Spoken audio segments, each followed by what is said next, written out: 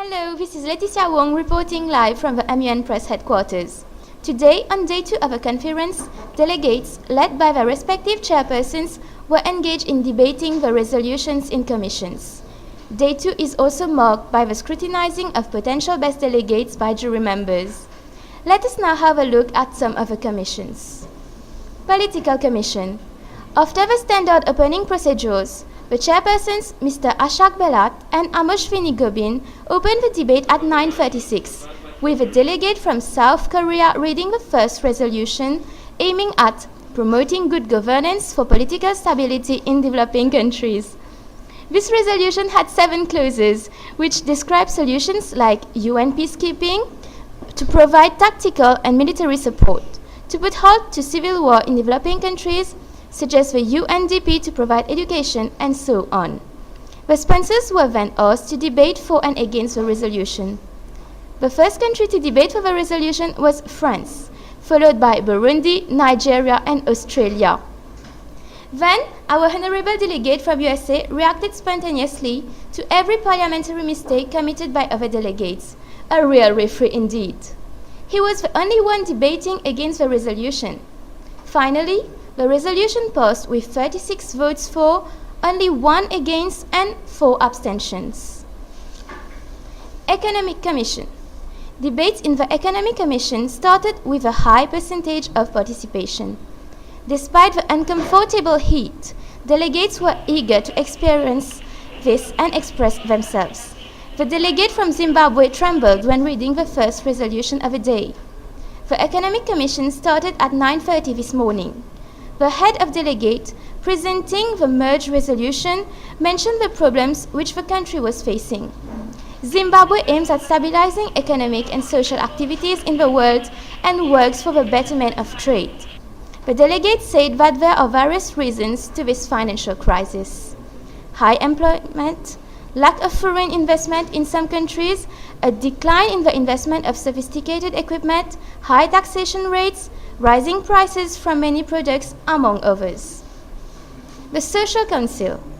After the roll call, the tone was rightly set by the President, Mr. Kane Chan. The situation is critical and requires international cooperation of the utmost importance. After the reading of the first resolution by the delegate of Argentina, a sponsor, Brazil, explains the alarming situation by associating poor education with the increase in drug consumption. The G86, which educates children inside and outside schools and who is supported by the UN program, is also qualified by India as an undeniable help to poor children. However, the Russian Federation contradicts the previous arguments by judging the solutions linked with the reinforcement of law ineffective. On the other hand, it calls for more lenient laws and house-to-house support instead of large campaigns. Most delegations voted for the motion, while 2 countries, Malawi and Chile, were against, and 7 abstained from votes. The reasons linked to the voting against the motion were the difficulties to implement such measures and the risk of moving back instead of moving forward. Then the debate was closed and the meeting was adjourned at 10:20. Security Council. The session, presided by Sean Margar, started with adoption of the agenda. A vote was performed whereby 3 issues, namely the situation in Honduras, Republic of Korea, and Pakistan, were to be debated in the meeting. The remaining ones were crossed out. The situation in Sudan was not adopted as this matter had already been treated. The House proceeded to voting, but the motion failed. The final agenda was adopted. We started with a reading of 3 political statements. Then, Libya, Mexico, Japan, just to name a few, were for the democratic re-election of Zelaya. Some points showing the violation of human rights were put forward. We'll now have a brief look at the rest of the commissions. Moreover, at the Earth Summit, the world economy developed and naturally highlighted 4 areas of action for education.